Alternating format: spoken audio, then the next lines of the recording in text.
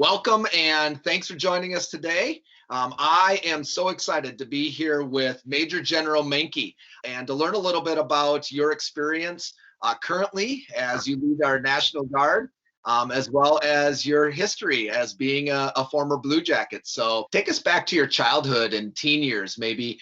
What kind of student were you, and what classes were interesting to you back in the day? I think it's safe to say I was a good student. I didn't have any academic challenges. Took a lot of math, a lot of science. I took some foreign language, but I also took some of the trades classes. I took a wood class every semester. Gary Bozer was the teacher. Learned a lot from him, and I enjoy working with my hands and actually doing something, producing something, and I think that helps with the technical understanding of different things. So I think a balance. It was good to have the math and the science, but like I said, I enjoyed some of the trades classes that I took, and I think there's a lot you can learn from that are good, just life lessons.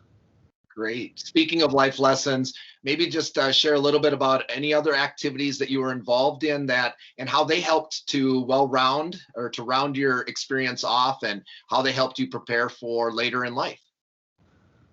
Yeah, so football is clearly a team sport. You're relying on everyone to pull the rope the same way to get it done. And then I was also a swimmer, where swimming is more of an individual sport. So, and then at the high school, I was involved with student government. I was involved in student council, National Honor Society, and then I was active in, we were active members of the Cambridge Lutheran Church.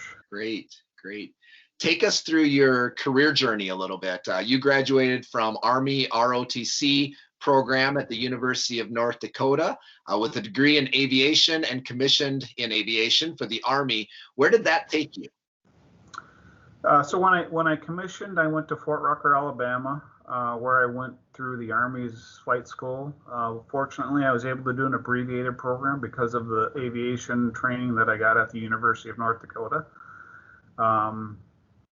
My wife and I got married right before I went to flight school. My wife is from Princeton, the other side of the tracks, but we won't hold it against her. Yeah.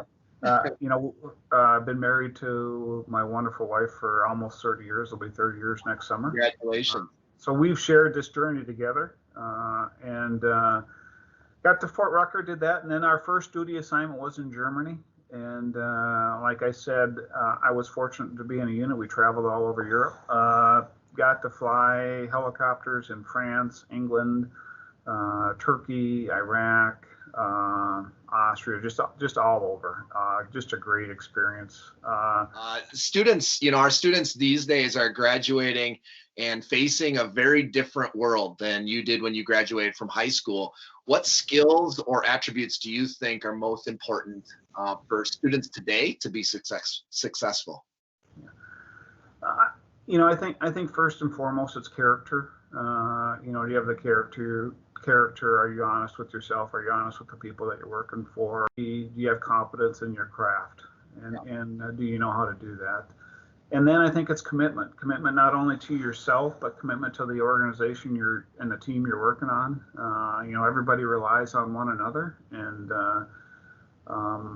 working hard for that common goal, whether it's, like I said, working or playing on a team and having the discipline to do it right and taking pride in what you're doing. Hey, I would just say, whatever you want to do in your life, whether, like I said, whether you want to go into the trades or you want to go to college, whatever, just be committed to yourself and have confidence in yourself.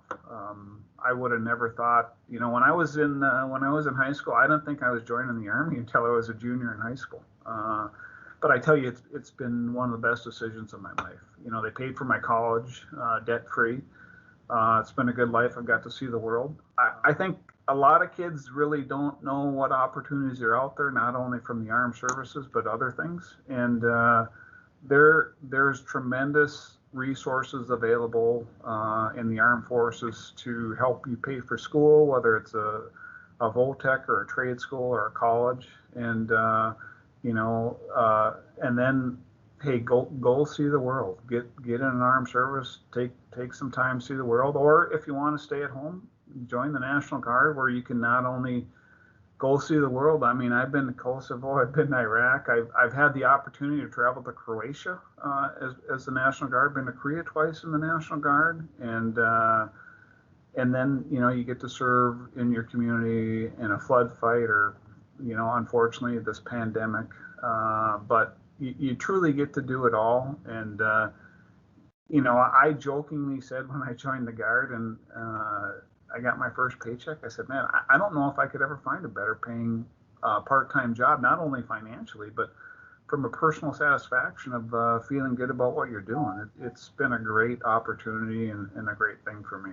Awesome. Well, thank you so much for your time. And more importantly, thank you and your family for the service and your leadership within our community, within our state, and throughout our country. So we are so proud of you and so proud that you're a Blue Jacket, and thankful for your service. Yeah, and thank you for what you do for the students in the Cambridge-Isanti School District and making it such a great place to live. Blue Jacket pride.